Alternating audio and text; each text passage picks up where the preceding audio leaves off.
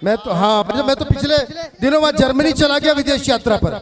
वहाँ जर्मनी में गया तो कवि सम्मेलन के बाद भाई साहब मैं वहाँ एक म्यूजियम देखने चला गया, बहुत खूबसूरत म्यूजियम था। उसके गेट पे एक अंग्रेजन खड़ी, तो मैं वहाँ यूरोप कवि सम्मेलन में गया भाई साहब जर्मनी।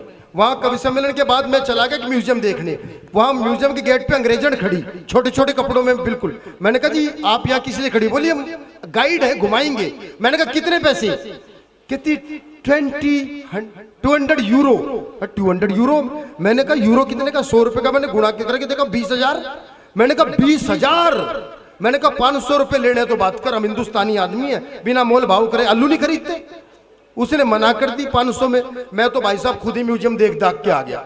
मेरे साथ दीपाली भी गई हुई थी। मैंने आके बताया बहुत खूबसूरत म्यूजियम है। दीपाली बोली मुझे भी दिखा के लाओ। मैं अगले दिन दीपाली जी को लेके उसी म्यूजियम के गेट पे पहुंचा। वह पहले दिन वाली अंग्रेजन आ गई भाई साहब। पहले तो मुझे देखा, फिर दीपाली को, और मेरे कंधे पे हाथ मार के बोली 500 में तो ऐसी मिलेगी। तालियां एक बार जोरदार बजा दो भाई साहब। कई बार ऐसे। इसके आगे की कहानी मैं बताती हूँ। अगले साल ये गए वैष्णो देवी घूमने। वहां भी इन्होंने यही किया। एक महिला इनके साथ थी, उसे छोड़ के घूमने निकल गए। रास्ते में एक अंग्रेजन मिल गई इन्हें। उसने फिर से 500 रुपए मांग लिए। अब बढ़िया आदमी है, इनके हलक से कहाँ पैसे छूट रहे हैं। ये बोले 50 रुपए ले ले। उसने मना कर दिया, अकेले घूम आए।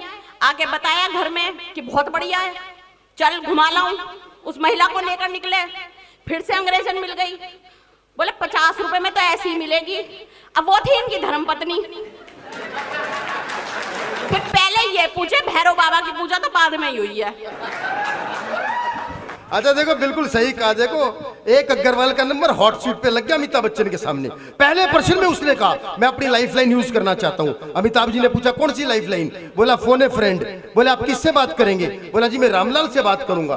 तो अमिताभ जी ने पूछा क्या आपको लगता है कि रामलाल जी आपके प्रश्न का सही उत्तर दे सकते हैं? आप अग्रवाल साहब की बात सुनना और तालियां बजाना। अग्रवाल साहब बोले उत्तर गया बाढ़ में, मुझे तो उससे पैसे लेने, साला मेरा फोन नहीं उठा रहा, कम से कम आपका तो उठाएगा। लेडीज भाइयों, जेंट्स बहनों, दादा बैठ जाओ। अब बहुत मेहनत करी इन लोगों ने आपका दिमाग खाने में, बहुत मेहनत करी है। मैं तो जब देखा वो दीपा जी जब नीचे उतर के आई थी, बेटा बहुत अच्छा साउंड बनाया रे, बहुत प्यारा साउंड बनाया, बहुत लंबा जी, अगर मरने को तरसेगा तू भगवान कसम। ईको कम कर दे बेटा, नहीं तो मैं बोलूंगा तो ऐसा लगेगा लता मंगेशकर गा रहा है। आला आला 1 2 4 1 2 4 3 नहीं आ रहा, देख क्या बात है। 1 2 4 हेलो। अब मत हाथ लगाना, और दादा आप मत उठना।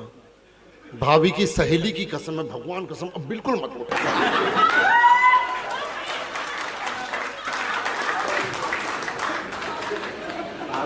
वो मैडम मंच से नीचे उतर के आ गई तो मंच बोलता हाँ राहत मिली। मैंने कहा क्या हुआ? बोले सांस ले पा रहा हूं। दीपा जी मेरी रिक्वेस्ट है आपसे, आप थोड़ा हिलते डुलते रहें, सोफा भी सांस ले लेगा। हाँ दादा ले सकता है।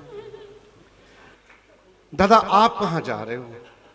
भगवान कसम जिस काम से जा रहे हो काम हो ही नहीं पाएगा। अच्छा ईशान तेरे पापा है रे? ऐसे होते पापा, लक्षण देख। जब तक दीपाली गा रही थी सामने थे, मैं आया पीछे चले गए। गजब के पापा हैं, ऐसे पापा हमको नहीं मिले थे। काश ऐसे पापा हमको भी मिल गए होते। बहुत अच्छा लग रहा है। ये बांग्लादेश की तरह वहां क्यों खड़े हैं आप लोग एक तरफ कोने में? अंदर आ जाओ। मैं 1500 किलोमीटर दूर से आपके लिए आया हूं, आप 1.5 कदम तो आ सकते हैं। कुर्सियां खाली पड़ी और चुनाव का माहौल है, आ जाओ। कसम भगवान की पूरा पैसा वसूल करके दूंगा। बाहर जो लोग हैं वो अंदर आ जाए भैया। हाँ दादा ये आवाज कहां से आई? पीछे से बोलते हैं आप तो, हमें क्या मालूम था कि आप लोग पीछे से भी बोलते हो। मैं पीछे ढूंढ रहा हूं। चलिए कार्यक्रम की शुरुआत करते हैं। एक बार पूरा सदन मुझे ताली बजा के आशीर्वाद दे। जितने कवि आए बोले ताली बजाओ ताली बजाओ। क्यों बजाओ? तुम्हारे बाप के नौकर हैं क्या? अच्छा ये छत्री लोग हैं क्या ताली बजाने वाले दिख रहे हैं? ये तो तलवारों की धार पर पैदा हुआ छत्री है, तालियां बजाने वालों को तक निपटा देती है। माल अच्छा होगा अपने आप बिकेगा। वो कह रहे थे महाराणा प्रताप की बात। मैं भी खुला नहीं हूं दादा, बैठ जाओ दादा। अभी आप खड़े हुए थे ऐसा लगा अभी सोयाबीन डाला अभी बीज उग गया। अब बैठ जाओ बिल्कुल, क्यों अब मत हटो, क्योंकि बड़ी देखो अगर मैं खड़ा हुआ हूं तो कुछ लेके आया हूं। बिल्कुल आप कुर्सी बदल के बैठो, एंगल से देखो। वो बेटा कहाँ गया? बच्चा बड़ी देर से देख रहा हूं मैं। वो बलजीत को बड़े ध्यान से देख रहे थे। बेटा तो क्लास 1 का बच्चा, वो MA की किताब, तू तो पढ़ भी नहीं पाएगा रे। ऐसे पिछले कार्यक्रम में बलजीत जी को एक छोटा सा बच्चा उठ के ऐसा देख रहा है ऐसा। मैंने उसको बोल दिया, मैंने कहा यार तू क्लास 1 का बच्चा, वो MA की किताब तू पढ़ भी नहीं पाएगा। बोलता अंकल पढ़ नहीं सकते तो क्या हुआ, पढ़ने तो पलटा सकता हूँ।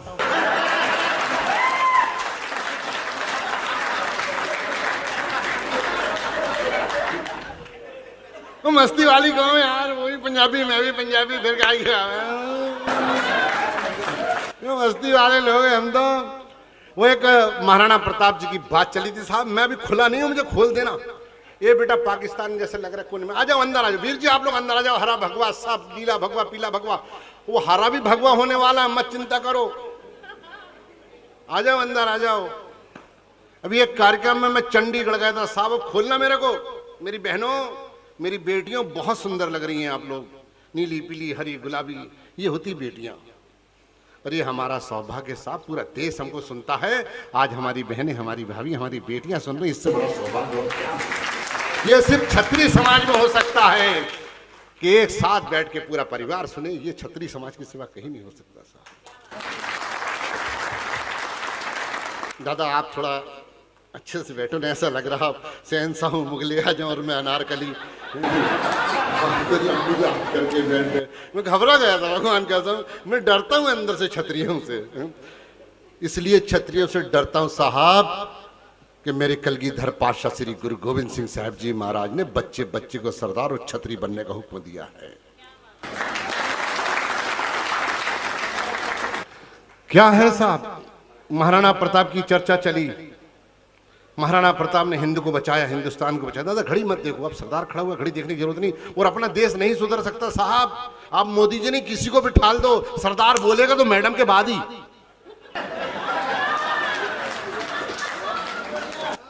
दिल्ली गवाह, इतिहास गवाह है। एक सरदार 10 साल बोला नहीं, दूसरा चुप नहीं रह रहा, फिर भी आप घड़ी देख रहे हो। सुनिएगा साहब, मैं मस्ती वाला आदमी हूं। देखो मैं बहुत मजाकिया टाइप का हूं साहब, सच कह रहा हूं दादा। मैं पैदा ही मजाक में हो गया हूं।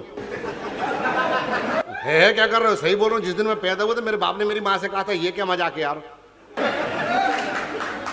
आप भी मुस्कुरा लिया करो यार, अभी GST नहीं लगी मुस्कुराने पे। आप नहीं हंस रहे हो ना, भगवान कसम मेरे को एक सीन याद आ गया। एक कार्यक्रम में गए साहब हम, ऐसे भाई साहब जैसे एक आदमी बैठे थे सामने। मैंने खूब बड़े बड़े पंच दिया, खूब हंसाया, वो हंसे ही नहीं। मैंने कहा भाई साहब आप हंस क्यों नहीं रहे? ओ मैं क्यों हंसू यार, मैं बड़ा आदमी हूं, अमीर आदमी हूं, मैंने हंसने के लिए आदमी रखे हैं। गजब हो गया यार। फिर मैंने दूसरा पंच दिया, मैंने कहा तालियां तो बजा दो। ओ क्यों बजाऊं यार, मैं पैसे वाला अमीर आदमी हूं, मैंने ताली बजाने के लिए आदमी रखे हुए हैं। 6 महीने बाद साहब उसकी शादी हुई।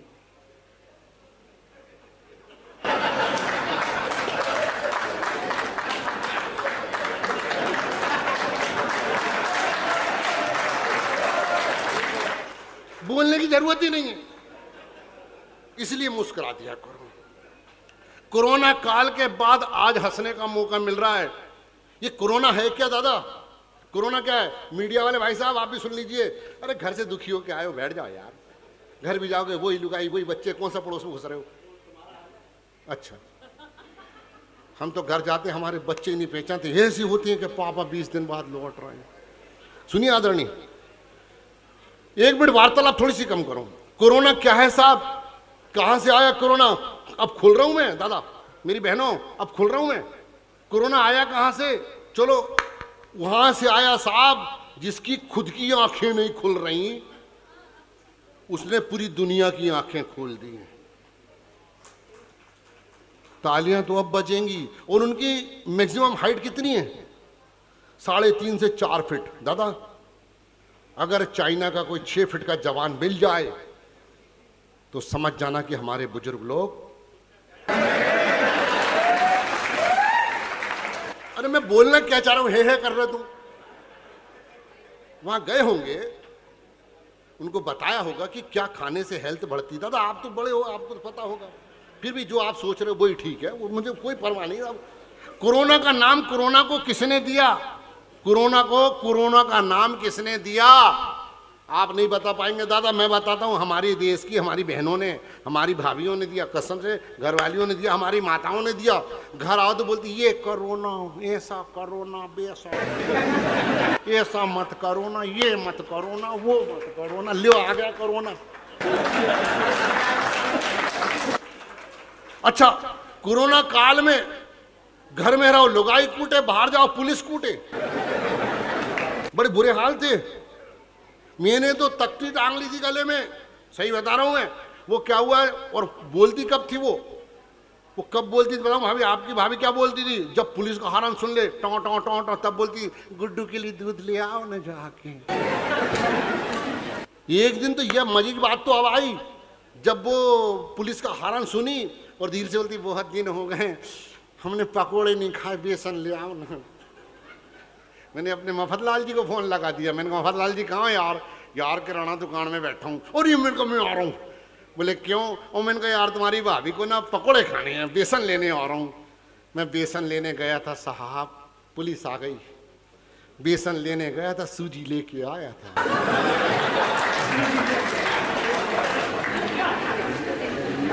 अभी बात खत्म नहीं हुई, 15 दिन बाद फिर मफतलाल जी के उस घर में आए। मेरी घरवाली, आपकी भाभी क्या बोलती है? सूजी ले आओ ना, हलवा खाने की इच्छा हो रही है। मैंने लगाया मफतलाल जी को फोन। मैंने कहा भाई साहब सूजी है क्या? बोले सरदार जी जिस दिन से तुम गए हो उसी दिन से सूजी है। अच्छा एक चीज और देखना, पुलिस वालों की और डॉक्टरों ने बहुत मेहनत करी। मैं प्रणाम करता हूं, आप लोग गवाह इस बात की। रातों दिन एक किया पुलिस वालों ने, डॉक्टरों ने। गवाह आपको पता है, रात और दिन एक किया है। पर दोनों में एक समानता रही कि डॉक्टर के पास जाओ तो वो पहले पूछ लेता था कि पहला डोज किधर लगा। पुलिस ने नहीं पूछा दादा। चलिए एक बार पूरा सदन ताली बजा के मुझे आशीर्वाद दे। अब मैं कार्यक्रम की शुरुआत करता हूं। चुनाव का माहौल है साहब। वो थोड़े दिन पहले मेरी घरवाली विधवा पेंशन लेने चली गई। वो तो मंत्री जी के रहते मैं बुलवाने वाला था, सही कह रहा हूं। वो नगर पालिका चली गई, बोले विधवा पेंशन का फॉर्म भर दो। वो नगर पालिका का अध्यक्ष मेरा दोस्त बोले यार भाभी जी कब हुआ? बोले क्या बोल रहे? बोले भाटिया जी कब? बोले नहीं वो तो घर में सोए हैं। अरे तो विधवा पेंशन क्यों भरवा रही है? बोले सरकारी काम है, लेट तो हो ही जाता है। मतलब कहां निपटा देती है, इनका कोई भरोसा नहीं है। चलिए साहब अब अपन कार्यक्रम की शुरुआत करते हैं। एक बार पूरा सदन मुझे ताली बजा के आशीर्वाद दे। अब मैं वो मफतलाल जी की नई नई शादी हुई साहब। अभी मैं खुला नहीं हूं, खोलना मेरे को दादा, सच कह रहा हूं। मफतलाल जी की शादी अभी साथी चैनल वाले बड़े भाई हमारे, अब पहला दिन होता भाई वाइफ को इंप्रेशन देना है हमको, भाई हम जिंदगी की बितानी है उनके साथ। पहला दिन मफतलाल जी दारू पीते नहीं। बोले यार भाटिया जी कोई बताओ यार, मैं तुम्हारी भाभी के सामने सारी जिंदगी मूंछों पे ताव दे के रहा हूँ, वो मेरी इज्जत करे, मुझसे प्रेम करे यार, ऐसा क्या करूं जो फिदा हो जाए। मैंने कहा मफतलाल जी दारू पीते हो क्या? बोले नहीं। मैंने कहा सच्ची? बोले बिल्कुल नहीं। मैंने कहा हो गया काम? बोले क्या करूं? मैंने कहा बस एक बोतल लो सिग्नेचर की फुल, और पहली दिन पहली रात ले जाके काउंटर पे रखना, ठाक। वो कहेगी आप दारू छोड़ दो, मालूम कितनी बुरी चीज है, बस दारू की बोतल उठा के बाहर फेंकना, ताड़ 600-700 का नुकसान होगा। पर लाइफ की पहले दिन से इन्होंने पीनी छोड़ दी। मेरी बात मान गए, बस हो गया काम। इन्होंने वही किया, बोतल लेके गए, काउंटर पर रखी, टाक। भाभी ने बोली मेरे वाले में सोडा मत डालना।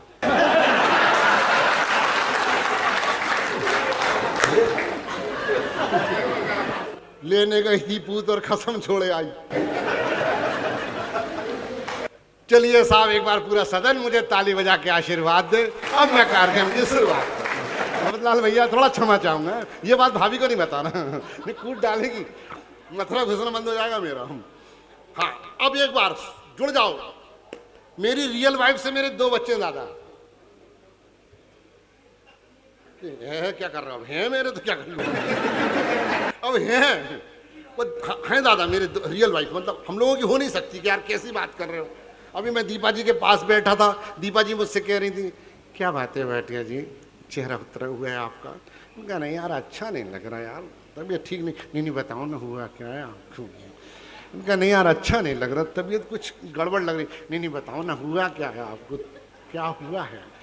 मैंने कहा तबीयत ठीक नहीं लग रही यार। वो बिल्कुल सट के चिपक के बैठी, बोली अब बताओ कैसा लग रहा है। मैंने कहा मैडम ऐसा लग रहा है जैसे शिमला खुद चल के पंजाब के पास आ गया हो। मेरे 2 बच्चे, हाँ आवाज नहीं आ रही तो आगे आ जाओ। मैं क्या कर लूं यार, उसकी गलती साउंड वाले की, मैं क्या कर लूं, मेरे को तो पैसे भी कम दे रहे और साउंड भी नहीं दे रहे। दादा पैसे भी नहीं दे रहे और साउंड भी नहीं दे रहे। अब भाई, अब हाथ में लेके मेरे बाप ने नहीं कभी पढ़ा, मैं कहां से पढ़ लूं। हेलो, आ रही आवाज? हाँ, इतने पास भी ना हो कि माइक से दूर हो जाए। मेरे 2 बच्चे साहब, अब जुड़ जाना मेरी बहनों, बहुत खास बात बता रहा हूं आपको। 2 बच्चे साहब मेरे, और दोनों ही बड़े खूबसूरत चाइना मॉडल, एक जैसे दादा। अच्छा, मैं दोनों को स्कूल जमा कराने ले गया। आप लोग के एडमिशन कराते हो, हम लोग जमा कराते हैं। बड़े भाई पैसे मुझे मिल रहे हैं, बातें आप कर रहे हो, थोड़ी देर प्लीज। क्या है, अभी राज किसी और का है, वो अभी बोल देगा वार्तालाप बंद, क्या कर लेंगे अपन, कुछ नहीं कर सकते, कुछ भी कर सकता है वो बैठा है यार। राम राज में दूध मिला था, कृष्ण राज में घी, मोदी राज में चाय मिल रही, फूक फूक के पी। अभी तो एक बार चाय आई, एक बार और बुलवा देना हमारे लिए। सुनिए साहब, मेरे 2 बच्चे, दादा आप मुस्कुराओ, मुस्कुराने, हाँ बस ऐसे हंसते रहिएगा। मेरे 2 बच्चे, दोनों को मैं स्कूल जमा कराने ले जा रहा हूं। अब बॉडी लैंग्वेज के साथ जुड़ना, दोनों बच्चों को मैं स्कूल जमा कराने ले जा रहा हूं, रास्ते भर समझा रहा हूं, बेटा नकल नहीं चोरना, स्कूल में किसी की नकल नहीं चोरना। जी पापा, नकल नहीं चोरेंगे पापा। बच्चों ने बात दिमाग में बिठा ली कि नकल नहीं चोरना है। 2 बच्चे स्कूल पहुंचे, मास्टर ने पहले बच्चे से पूछ लिया तेरा नाम। मेरा नाम चिनुआ भाटिया। और बोले तेरे पापा का नाम? भाई गुरु भाटिया। बोले शाबाश बेटा। दूसरे से पूछे तेरा नाम? मेरा नाम अंश भाटिया। और बोले तेरे पापा का नाम? मेरे पापा का नाम, मेरे पापा जी का नाम, मेरे पापा का नाम। तेरे को तेरे बाप का नाम नहीं मालूम? सोचने तो दो। अभी इसने बताया ना वाहेगुरु भाटिया, हाँ वही बोलूंगा तो फिर बोलोगे नकल चोर लिया।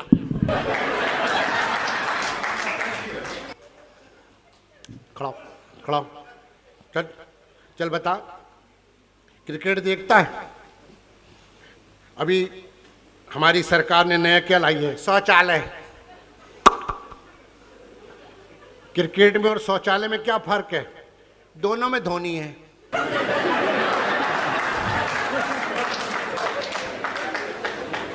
खड़ा। अंग्रेजी आती है? आती है, मगर पापा पूरी पी जाते हैं। ये थप्पड़ मारूंगा। चल खड़ा, चल 5 पानी में रहने वाले 5 जंतु के नाम बता। पानी में रहने वाली 5 जंतु। तेरे को 5 जंतु के नाम नहीं मालूम? मालूम है तो बता नाम। एक मछली, बोले शाबाश बेटा। दूसरा मछली की मम्मी, मछली की बुआ, मछली की मासी। चुप बैठ, टुकड़ाओ टुकड़ाओ।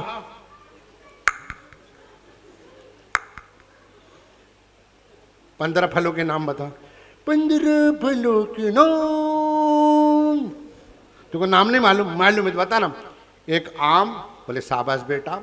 दूसरा जामुन, बोले शाबाश बेटा। तीसरा अंगूर, और बोले 12, 1 दर्जन केले। अब लगाओ दिमाग।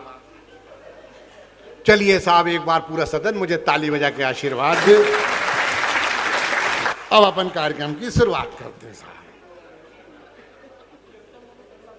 मेरी मम्मी टीचर है, बैठी है, स्कूल में टीचर है साहब। सच बता रहा हूं आदरणीय, मेरी माँ टीचर है साहब। आज कार्यक्रम था तो स्कूल के मास्टर से, उन्होंने हेड मास्टर से कहा कि मेरे बेटे का कार्यक्रम है सर, मुझे छुट्टी चाहिए। अब सुनना,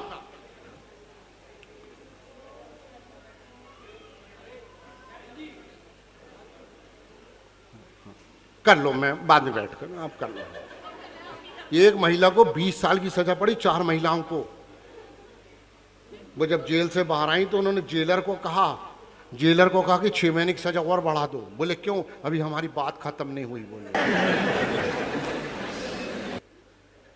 अरे आप हंस रहे? तो मेरी मम्मी साहब टीचर है दादा, आदरणीय दादा, मेरी मम्मी टीचर है। तो स्कूल के मास्टर से उन्होंने कहा, अपने हेड सर से कहा, मुझे छुट्टी दे दो। बोले क्यों? बोले मेरे बेटे का आज अलीगढ़ में कार्यक्रम, मुझे जाना है। तो मास्टर बोला, इनका अधिकारी बोला, एक शर्त पे छुट्टी दूंगा, मेरे प्रश्न का उत्तर दो। तो बोले बोलो। अब वो सरदार की माँ से प्रश्न कर रहा। बोले बताओ, बाहुबली को कटप्पा ने क्यों मारा था? मेरी माँ बोली, देखो सर, बाहुबली के स्कूल में कटप्पा नौकरी करता था और कटप्पा ने छुट्टी मांगी थी। हेड मास्टर बोले कितने दिन की दे दूं? रसिक गुप्ता जी लगातार यही कह रहे थे, भारी भरकम कवित्री है, भारी भरकम कवित्री है।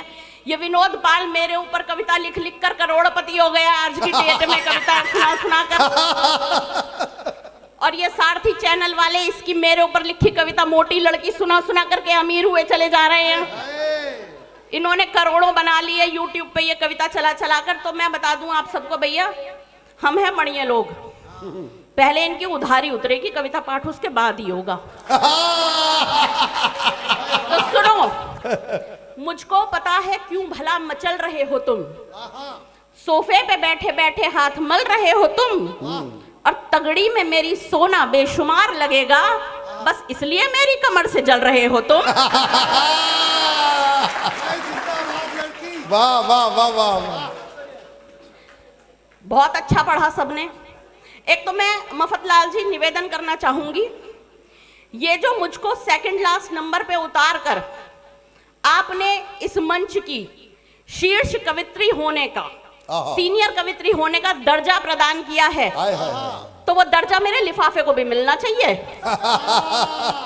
मैं सही बताऊं, इन मफतलाल जी का तो कोई कर्जा है हम कवियों पर, क्योंकि जिस पेमेंट पर ये हमें उपलब्ध करवा रहे हैं ना, इतने में तो हम फोटो में भी दिखने को ना मिलने आप सबको। भाई यहाँ से जाने के बाद हम सारे पीपल के पेड़ के नीचे ही बैठने वाले हैं।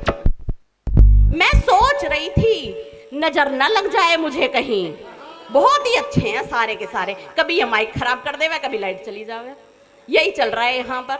मेरी बारी में यही कर दो। भाई पीछे तक सबको आनंद आ रहा है, आप लोग आनंद ले रहे हो तो जरा पीछे तक तालियां लहरा दो अपनी।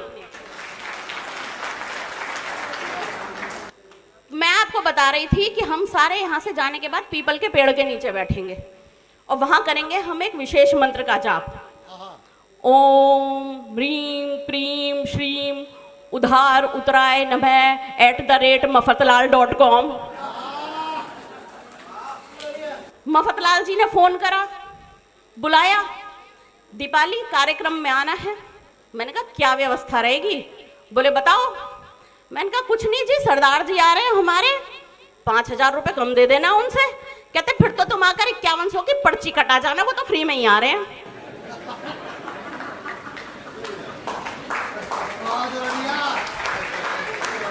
बहुत अच्छा सुनाया सबने। ईशान ने झंडे गाड़ दिए, 15 साल का लड़का है, इतना ही बड़ा मेरा बेटा है। मैं इसकी वीडियो उसे दिखाती हूँ, उसने मेरा यूट्यूब बंद करवा दिया कि मम्मी तुम्हें कोई नालायक ना मिलता, कभी सारे हमसे होशियार ही मिले, उन्हीं की दिखाओ तुम हमेशा।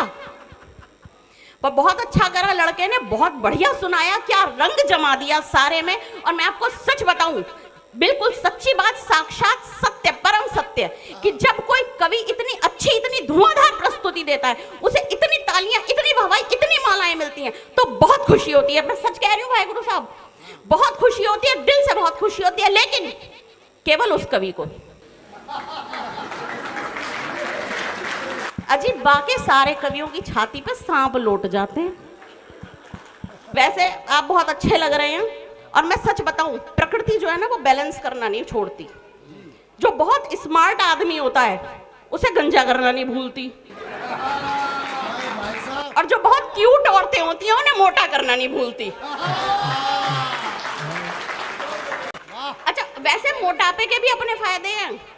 मैं सच बता रही हूँ आपको, अभी कल मैंने फ्रिज खोल के गुलाब जामुन निकाला। भाभी जी सुनना, आप एक तो साड़ी इतनी सुंदर पहन कर आई हो। मैं सच बताऊं आपको, कवित्री तो मैं बाद में हूँ, पहले तो मैं औरत हूँ। मेरी तो नजर आप सबकी साड़ियों और गहनों पे अटक गई। मैंने कहा छोड़ो यार, यहाँ क्या कविता पाठ करना, कोई लिफाफा ना चाहिए, ऐसी एक धोती दिलवा दो हमें तो। बहुत खूबसूरत महिलाएं आप यहाँ बैठी हुई हैं, और मैं आपको बताऊं, महिलाओं की जो उम्र होती है उसके 3 फेज होते हैं। पहला होता है बचपन से लेकर के 18 साल तक का। तुम्हें बड़ी समझ आ गई। तो पहला होता है बचपन से लेकर 18 साल तक का, दूसरा होता है 18 से लेकर 25 साल तक का, और तीसरा होता है 25 से लेकर 40 साल तक का। और फिर हम ठहर जाती हैं, 40 के बाद ना बढ़ती हम आगे। तो मेरी जो ये 40 साल वाली खूबसूरत औरतें, नहीं छी, औरतें नहीं है, थू, हाँ, हम जो ये 40 साल वाली खूबसूरत लड़कियां हैं, इन लड़कियों के नाम 4 पंक्तियां देना चाहती हूँ कि अभी तक हॉट लगती है ये 40 साल की लड़की। हाय क्या नूर आया है भाभी जी के चेहरे पे, कि अभी तक हॉट लगती है ये 40 साल की लड़की, गुलाबी नोट लगती है ये 40 साल की लड़की, और नजर भर देख लोगे तो नशा हो जाएगा तुमको, टकीला शॉट लगती है ये 40 साल की लड़की।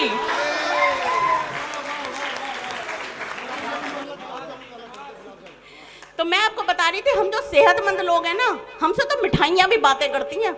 अभी कल मैंने फ्रिज खोल के गुलाब जामुन निकाला। अब आप देखना, गुलाब जामुन मेरे हाथ में, मैं गुलाब जामुन को देख रही हूँ, गुलाब जामुन मुझे देख रहा है। मेरे मन में ख्याल आया, कितना प्यारा है, सांवले रंग का, गोल मटोल, मोटा ताजा। और मजे की बात देखिए, ठीक उसी समय गुलाब जामुन में मेरे बारे में यही सोच रहा है। अजी अभी कल एक कार्यक्रम में मुझे रामदेव बाबा मिल गए। मुझे देख के कहते हैं, दीपाली ये क्या, आओ भाई, मुझे तो तुम्हारी कमी महसूस हो रही थी। उपेंद्र जी के काव्य पाठ पर जो तुमने नृत्य किया है ना, दिल जीत लिया बाय गॉड। हाँ बस तुम्हारा ही इंतजार था, मुझे आ जाओ, बैठ जाओ, एक तुम और एक तुम। बस मेरा तो जी कर रहा था कोई सा हमें भी तो खींचे मंच वालों को, कि आओ तुम भी नाच लो।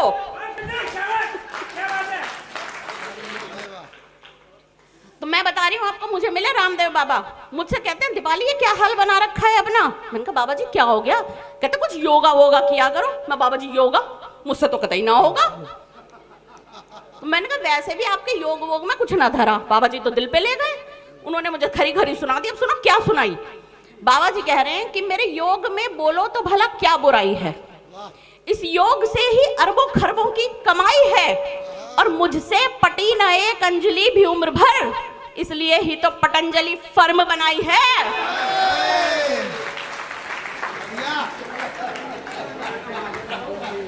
बहुत आनंद ले रहे हो। मुझे कहा गया दीपाली तुम्हारे पास टाइम कम है।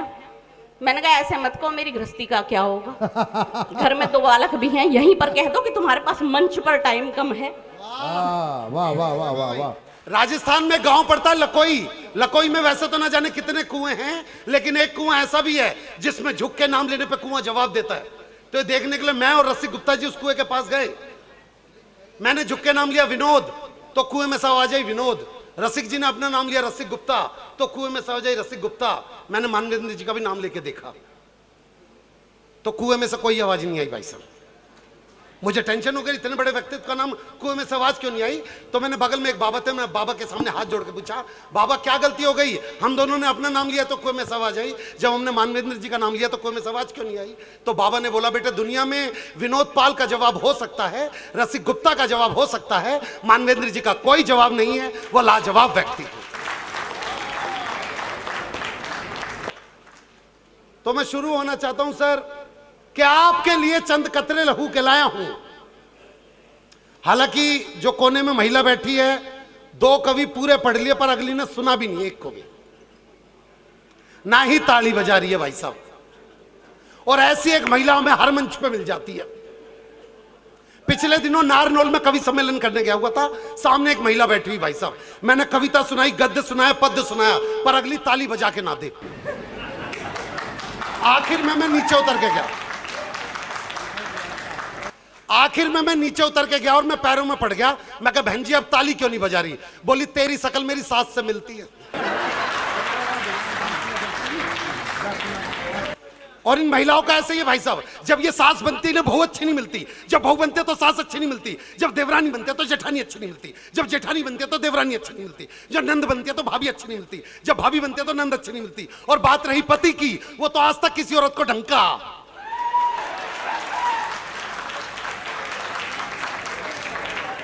हरिद्वार की तरफ 2 बसें जा रही थी, आगे वाली बस में सारी सास, पीछे वाली बस में सारी बहुएं, तो सास वाली बस खाई में गिर गई। ये सारी बहुएं हंस रही हैं, इनको आगे चुटकुला सुनना भी नहीं है, ये तो इसी चीज में खुश है कि सास खाई में गिर गई। तो जैसे ही सास वाली बस खाई में गिरी, बहू वाली बस में एक बहू ने रो रो के, हो मेरी सास, हो मेरी सास। सबने बोला, ओह तू तो बहुत प्यार करती थी। कह रही, ना मेरी वाली तो आई ना।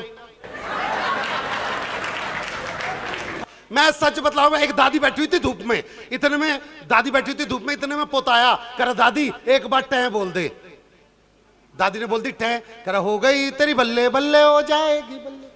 अब दादी ने हाथ पकड़ लिया, कह रहा, चक्कर क्या है, ये टह क्यों बुलवा रहा है, बल्ले बल्ले का गाना क्यों गा रहा है। बोला, अंदर मम्मी अपनी सहेली से कह रही थी। कह रही, क्या कह रही थी, कि एक बार ये बुढ़िया बट्टा है बोल जा,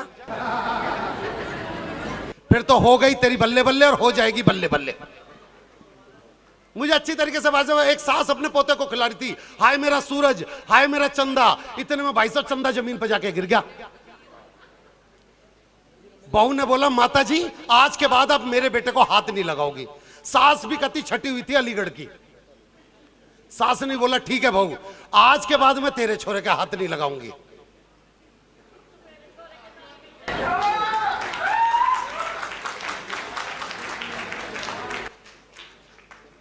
और तू मेरा विवेक मत छेड़ दिए कि आपके लिए चंद कतरे लहू के लाया हूं, आपके लिए चंद कतरे लहू के लाया हूं, मुरझा गया हूं पर फूल खुशबू के लाया हूं। और आप लोगों को तालियां बजानी ही होगी। मैं घर से पत्नी के पांव छू के आया हूं, और ये उन्हीं लोगों ने बजाई है जो मेरी तरह। मैं बतला रहा हूं, इस मंच पर एक व्यक्ति भाई साहब रसिक गुप्ता जी, जो इस तरफ बैठे हुए, मैं इस व्यक्ति का बड़ा सम्मान करता हूं। जिन महिलाओं को नहीं दिख रहा वो यूं करके देख लीजिए, लाल कुर्ते पजामे। मैं इस व्यक्ति का बड़ा सम्मान करता हूं भाई साहब। मानवेंद्र जी क्यों करता हूं मैं सम्मान, क्योंकि जब ये 10वीं क्लास में थे, ये लड़कियों के स्कूल के बाहर जाके खड़े हो जाते थे, और जब लड़कियों की स्कूल की छुट्टी होती थी तो भाई साहब कहते थे कि जब तक तेरा भाई जिंदा है तुझे कोई हाथ नहीं लगा सकता। फिर 2 साल बाद ये कॉलेजों के बाहर जाके खड़े होने लग गए। कॉलेज के बाहर जैसी लड़कियां स्कूल से कॉलेज के बाहर निकलती, भाई साहब फिर बोलते आदत से मजबूर कि जब तक तेरा भाई जिंदा है तुझे कोई हाथ नहीं लगा सकता। फिर अगले साल इनकी शादी हो गई।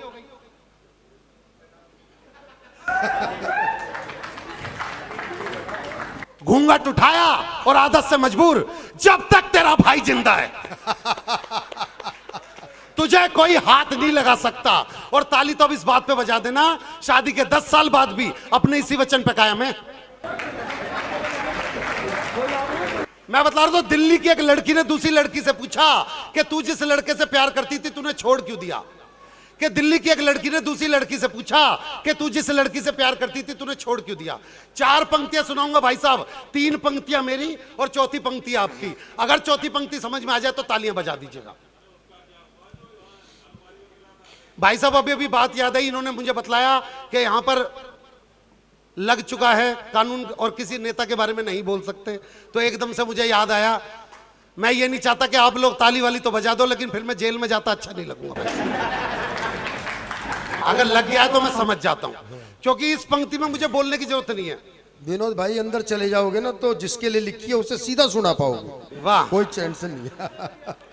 मुझे बस नहीं भाई साहब, मुझे अच्छी तरीके से पता है। केजरीवाल जी जब जा रहे थे ना घर से, तो केजरीवाल जी ने अपनी पत्नी से पूछा, यार वो 3rd डिग्री रिमांड पे लेंगे मुझे, तू बता बच्चे की कोई तरीका है तो बता।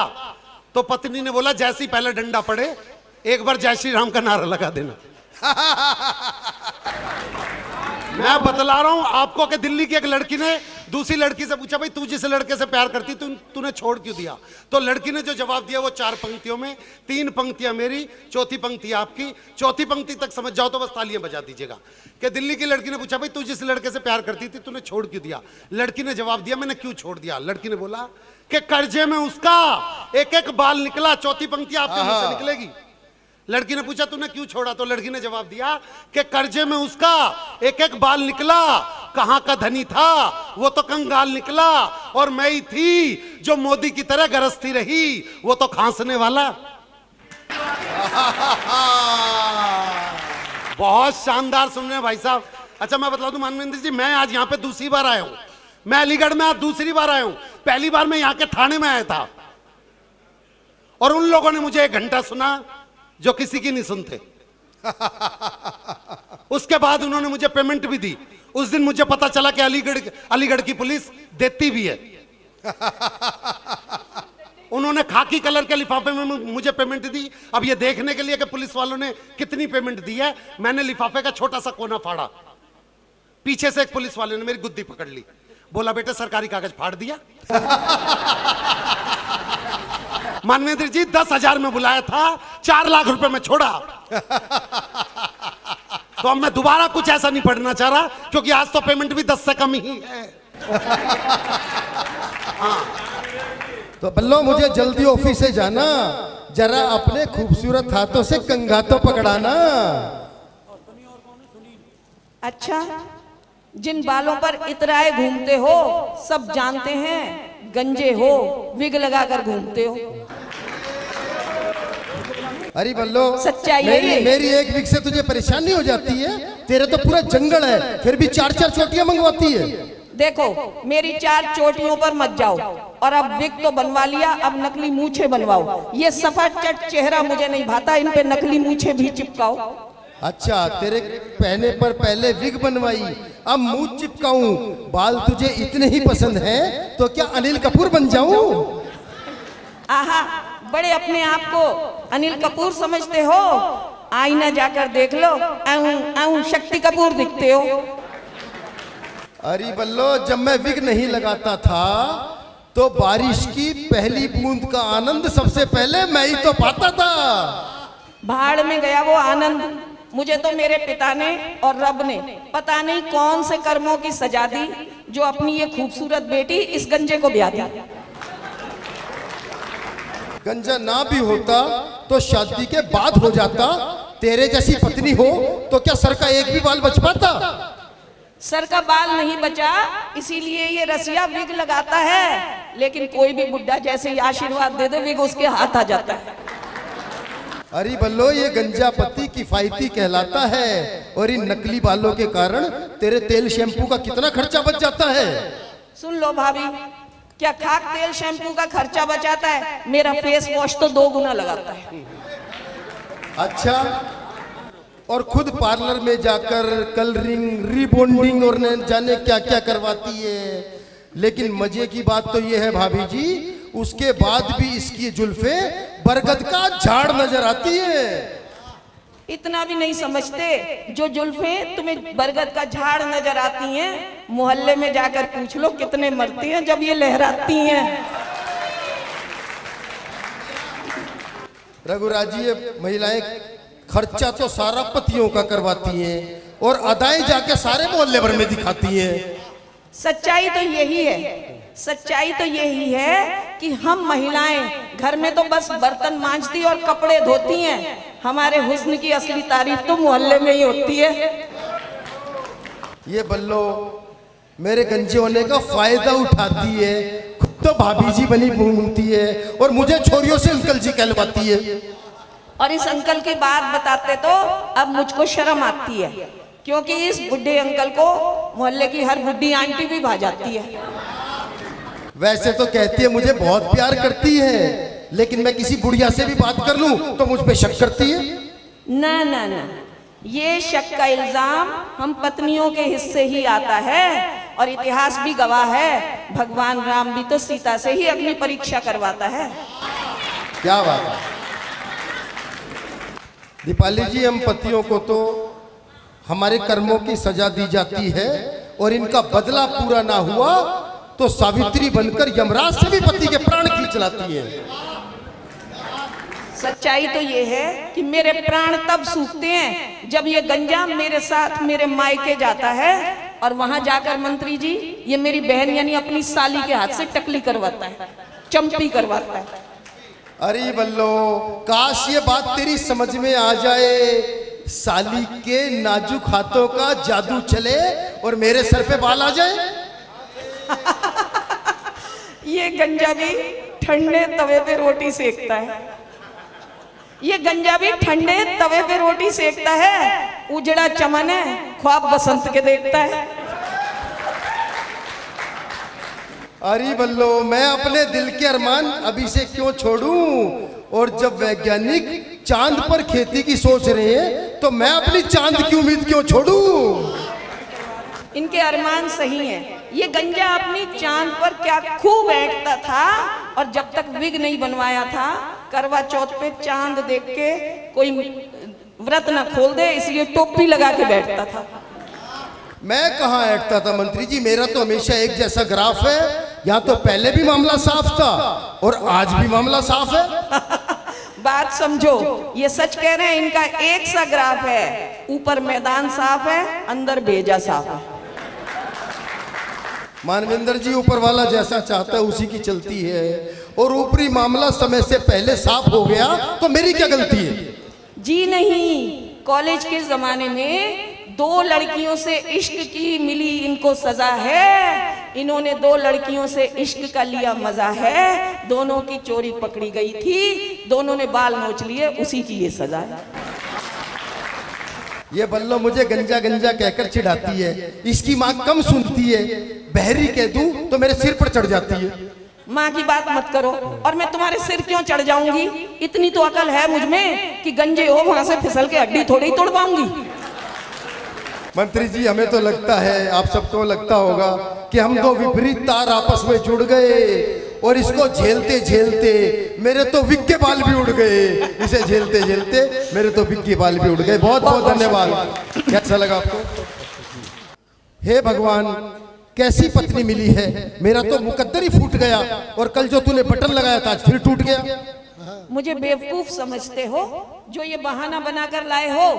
सच सच बतला दो, किससे जोरा जोरी करके आए हो? हाय हाय, अरे बल्लो, जिंदगी की इस भागम भाग में पसीने छूट जाते हैं, पैसे बचाने के लिए मेट्रो में करते हैं सफर, और धक्का मुक्की में बटन टूट जाते हैं। मंत्री जी, ये पति लोग हमें ऐसे ही बेवकूफ बनाते हैं, हम सब जानती हैं। जहां भी मेट्रो में लड़की देखी ये मर्द सट के खड़े हो जाते हैं। हाय, जवाब दे दो, इज्जत बचा लो। अरे बल्लो, तू तो बेइज्जती पे बेइज्जती करे जा रही है। जितना बोल रहा हूँ प्यार से, लगता है अब तो काम लेना ही पड़ेगा तलवार से। आहा, बड़ी तलवार उठाकर अपनी मर्दानगी दिखाते हो। इतने ही मर्द हो तो तलवार छोड़ दो, सुई धागा उठाकर अपना बटन खुद क्यों नहीं लगाते हो? हे भगवान, इससे तो अच्छा था मैं किसी दर्जी की बेटी को ब्याह लाता, और ऐसी पत्नी की क्या आरती उतारूं जिसे बटन लगाना भी नहीं आता। देख लो मंत्री जी, ये ऐसे पतियों को ही हम औरतों का आगे बढ़ना नहीं भाता है। हम तो जा पहुंची चांद पर, और ये पति कहते हैं हमें बटन लगाना नहीं आता है। भाई वाह वाह वाह वाह वाह वाह वाह भाई वाह। अरे चांद की बात मत कर बल्लो, मेरा दिल खिल खिल जाता है, और मेरा चांद तो तब निकलता है जब छत पर पड़ोसन का चेहरा नजर आता है। दीपाली, ये रंगीला रसिया भी क्या खूब इतराता है, इतना भी नहीं समझता। हमारा नया पड़ोसी भी तो मुझे ही देखने छत पे आता है। ये तो डबल गेम चल रही है आप दोनों की। हाँ हाँ बिल्कुल। रघुराज जी उस दिन कह रही थी, पड़ोसी से कह रही थी, लाइए आपका बटन लगा दूं। दिल तो क्या, साले को धक्के मार के मोहल्ले से भगा दूं। अच्छा, उसका बटन लगा दिया, इसने आपको चिढ़ मचा दी और ये भूल गए उसके परफ्यूम की तारीफ करके तुम्हारी मुफ्त में मंगवा दी। अरे बल्लो वो बड़ा मक्कार है, भाभी जी कह के हाथ जोड़ता है और तू इतना भी नहीं समझती, वो जानबूझ के बटन तोड़ता है। सही पकड़े हैं। जब भाभी कहा है तो फिर भाभी का फर्ज निभाऊंगी। अगर बटन खुद टूटे या वो तोड़ ले, मैं तो भाभी हूँ, हरदम बटन लगाऊंगी। बाढ़ में जाओ तुम दोनों। पर ये बता कल मैं ऑफिस में क्या पहन कर जाऊंगा और मर्द होकर क्या अपना बटन खुद लगाऊंगा? क्यों? क्या वो मर्द नहीं जो लेडीज टेलर बन जाते हैं? तुमसे कमीज में बटन तक नहीं लगता, वो तो ब्लाउज में हुक तक लगाते हैं। अरे बल्लो, तू मुझे एक बटन के लिए तरसाती है। एरोप्लेन में तो बटन दबाते ही एयर होस्टेस दौड़ी आती है। हाय रब्बा, ये रंगीला रसिया तो अब कोई ऐसा बटन दबाए जिसे दबाते ही एयर होस्टेस नहीं 440 वोल्ट का झटका लग जाए। अब तो दुआएं ही बचा सकती है मुझे मेरी माँ की। मानवेंद्र जी, अब तो दुआएं ही बचा सकती है मुझे मेरी माँ की। और खुद क्या कम झटके देती है जो करंट का झटका रह गया बाकी। माँ की बात कर दी ना, तो असली झटका तो ये बल्लो अब दिखाएगी। जाओ, तुम्हारा ये बटन अब तुम्हारी माँ ही लगाएगी। भला हो फैशन वालों का। मंत्री जी, भला हो फैशन वालों का। जो पैंट में बटन नहीं चेन है, वरना हम पुरुष अपनी किस्मत पे रोते। रोज बटन टूटता, रोज बेइज्जती करवा रहे होते। बाढ़ में गई चेन। अरे मैं तो अर्धांगिनी हूँ, आधा ही फर्ज निभाऊंगी। कल बटन मैंने लगाया था, आज तुमसे लगवाऊंगी। मानवेंद्र जी, सब कहते हैं कि औरत पुरुष की छाया है, पर सच सच बताओ, क्या भाभी ने कभी आपसे बटन लगवाया है? सुनो, अपने संग उनकी भी पोल खुलवा दो आप तो बस। सुनो, एक तो वो नेता और बैठे अलीगढ़ में, यहाँ सबके बीच थोड़े ही बताएंगे और तुम बटन लगाने की बात कर रहे हो। हकीकत तो ये, जाकर देख लो, रात को भाभी के पांव भी दबाएंगे।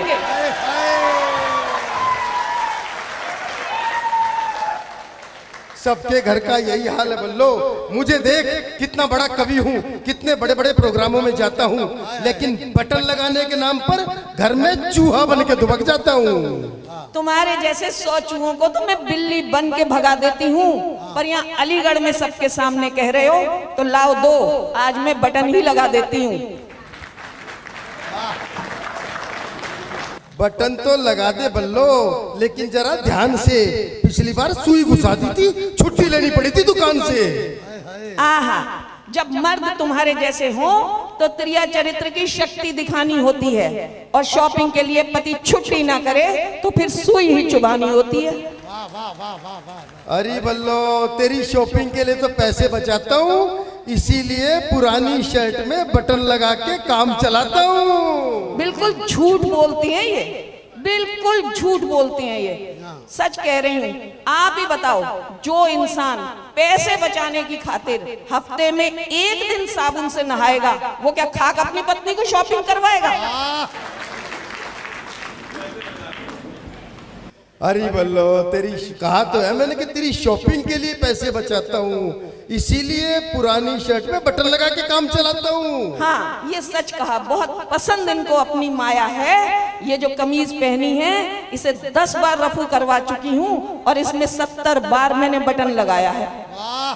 अरे बल्लो, तू एक बटन लगाने में इतना ऐठी है। वो देख, वो सामने प्रथम पंक्ति वाली भाभी मेरा बटन लगाने के लिए तैयार बैठी है। अच्छा, तो अलीगढ़ में भी आकर यही हो रहा है प्यार, और आंखें हो रही हैं 2-4। अलीगढ़ की कोई अच्छी मार्केट बताओ, शाम को उन्हें वहीं ले जाऊंगी और इन्हें एक नई कमीज दिलवाऊंगी। देखा रघुराज जी, मेरा तीर निशाने पर लग गया। मुझे नई शर्ट मिलेगी, मेरा सोया नसीब जग गया। ये सब जानती हैं कि मैंने क्या कहा। मैं अलीगढ़ की मार्केट में इनको ले जाऊंगी, क्रेडिट कार्ड भी इन्हीं का खर्च करवाऊंगी, कमीज इनको 1 दिलवाऊंगी और साड़ियां अपनी 10 ले आऊंगी। थैंक यू, बहुत बहुत धन्यवाद। कैसा लगा आप सबको? तो बल्लो मुझे जल्दी ऑफिस से जाना, जरा अपने खूबसूरत हाथों से कंघा तो पकड़ाना। अच्छा, जिन बालों पर इतराए घूमते हो सब जानते हैं, गंजे हो, विग लगाकर घूमते हो। अरे बल्लो, सच्चाई है ये। मेरी एक विग से तुझे परेशानी हो जाती है?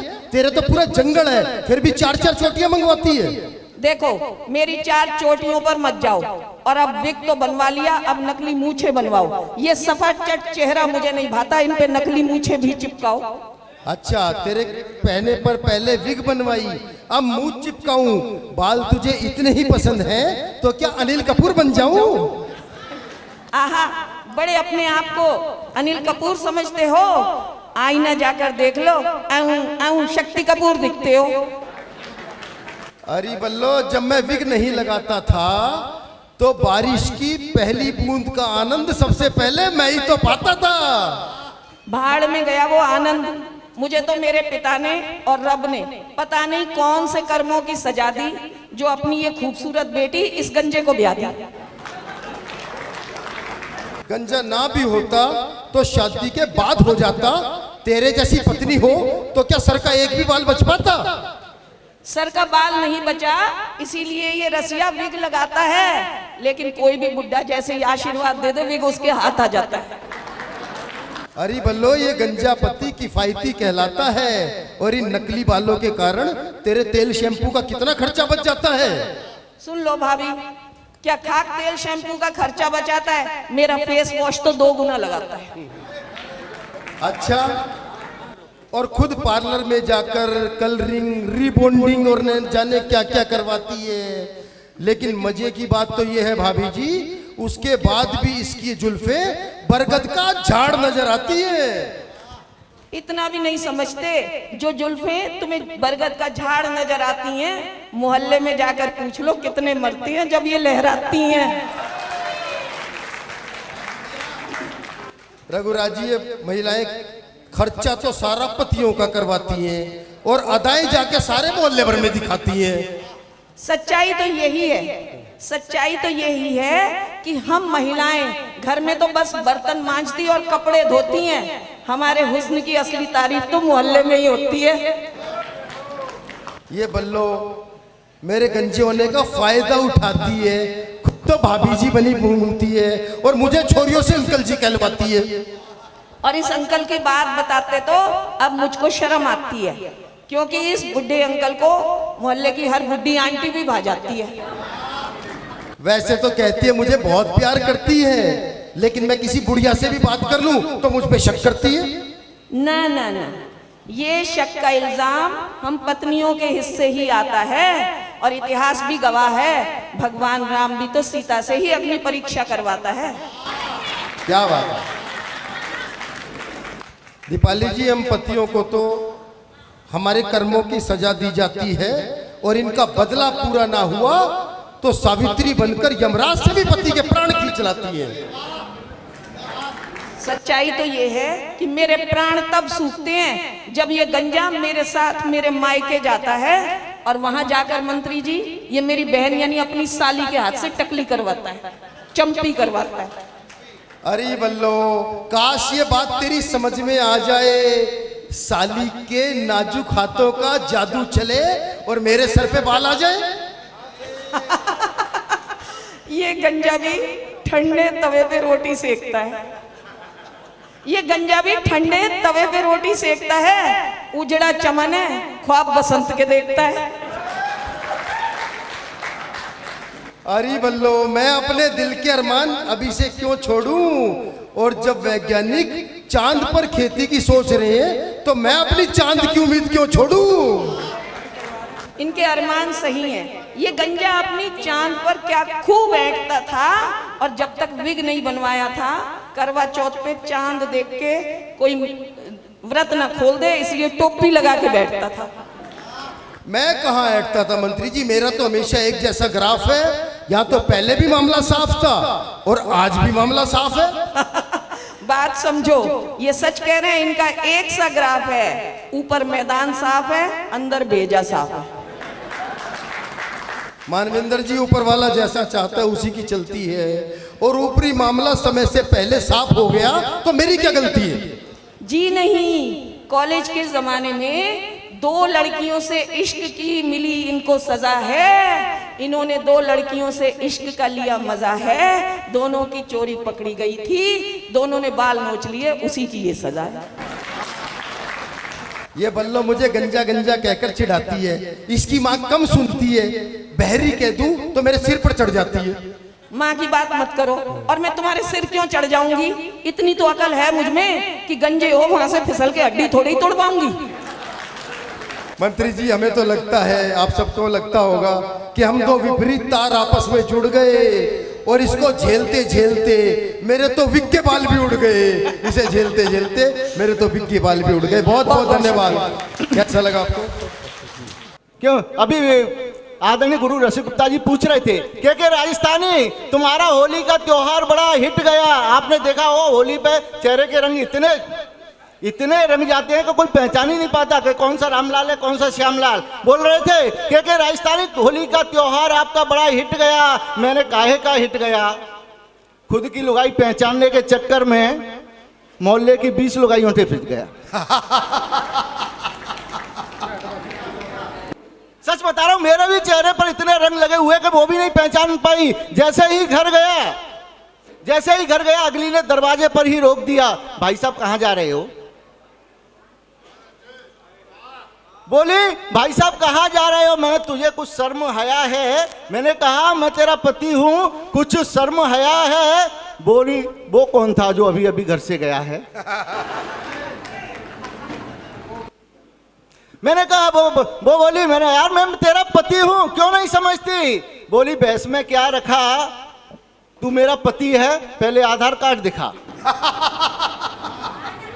पत्नियों का क्या है, इतना प्रताड़ित करके रखती हैं पतियों को, बेचारे बाहर कितना भी हंस लें, लेकिन जब उनके साथ बैठे तो हंसने का उन्हें बिल्कुल चांस नहीं देती हैं। कि शादी हुई जब से बुरा हाल हो गया, खाता हूं रोज बेलन में लाल हो गया। शादी हुई है जब से बुरा हाल हो गया, खाता हूं रोज बेलन में लाल हो गया। भाजपा के जैसे वो अकड़ती रही, कांग्रेस के जैसा मेरा हाल हो गया। कि बेवफा क्या प्यार में कहीं मैना हो गई, उसके बिना बिरहा दिन रहना हो गई। ऐसे गई है जानू हाथ छोड़कर, बीजेपी से दूर जो शिवसेना हो गई। कि मस्ती लिए सब रंग में डूबे, चेहरे खिले से उमंग भरे हैं। लालू गुलाबी भये नीले पीले, हाथ लगे कछु रंग हरे हैं। जे हुरियारन है मतवारन, देख दशा सब लोग डरे हैं। रंग गुलाल जो गाल पे मारो तो ताऊ के नकली दांत झरे हैं। क्या बात है, वाह वाह वाह। मैंने पत्नी को उसके जन्मदिन पर फायर प्रूफ जैकेट गिफ्ट की। मैंने, आदरणीय आपका बहुत बहुत स्वागत है, पत्नी के जन्मदिन पर उसको मैंने फायर प्रूफ जैकेट गिफ्ट की। वो बोली, ये किस लिए? मैंने कहा, सामने वाली पड़ोसन को तू देखकर जल जाती है ना, इसलिए। इसी बात में पत्नी से हो गई लड़ाई। उसने मुझे 50 बातें सुनाई। मैंने कहा, भाग्यवान एक तू और एक वो सावित्री, यमराज से भी पति के प्राण वापस ले आई। बोली, चल जा, पति धर्म की बातें मुझे ज्यादा मत सिखा, प्राण तो मैं भी वापस ला सकती हूँ। उसका कॉन्फिडेंस देखिए कि पति धर्म की बातें मुझे ज्यादा मत सिखा, प्राण तो मैं भी वापस ला सकती हूँ, पहले तू मरकर तो दिखा। क्या बात है, वाह।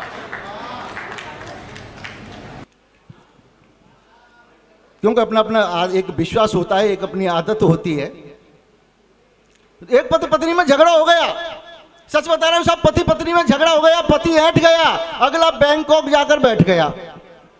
पत्नी ने फोन घुमाया और बोली उंगली टेढ़ी करूं या सीधे सीधे मान जाएगा। भारतीय नारी हूं, यमराज के यहां से भी वापस ले आई थी और तू बैंकॉक से नहीं आएगा। एकदम पत्नी मायके जाने लगी। मुझे अंदर से बड़ी खुशी, अंदर से खुशी हुई तो मेरे चेहरे के भाव को पढ़ लिया उसने। क्या बोली कि 7 फेरों के 7 वचन निभाऊंगी, 7 फेरों के 7 वचन निभाऊंगी, तुम्हारे दुख सुख को अपना बनाऊंगी। मायके जा रही हूं, ज्यादा खुश मत होना। मायके जा रही हूं, ज्यादा खुश मत होना। अरे ब्लैक मनी नहीं हूं जो लौट कर ना आऊंगे। एक दिन क्या हो, पत्नियां जिंदे जीते तो जीते, मरने के बाद भी पतियों को चैन से नहीं रहने देती हैं। एक भूतनी ने अपने भूत पति से कहा, रात भर कब्र में सोता रहता है, जाकर किसी इंसान को डराता क्यों नहीं? लगता है तू अपने भूतत्व धर्म से भागता है। भूतपति बोला, अरे किसको डराऊं, कहां जाके डराऊं? आजकल आदमी रात भर मोबाइल लिए जागता है। क्या बात है, वाह वाह वाह भाई। तालियां थोड़ी सी कमजोर है, इतना शानदार कविता पाठ के भाई कर रहे हैं, जोरदार तालियों से स्वागत करें। एक दिन मेरी पत्नी मुझे खींचकर दशहरे वाले दिन रावण का जो पुतला उसा है उसके सामने लेकर जाकर खड़ा कर दिया और बोली, ये रावण दिखाई दे रहा है? मैंने कहा हाँ बिल्कुल दिखाई दे रहा है, बता इससे क्या मिलती सीख है? मैंने कहा भाग्यवान, कभी दूसरे की लुगाई पर नजर बिल्कुल नहीं डालनी चाहिए, अपनी जैसी भी है ठीक है। बोली हमेशा इसी बात पर चलेगा, देख ले किसी की तरफ देखा भी तो ऐसे ही जलेगा।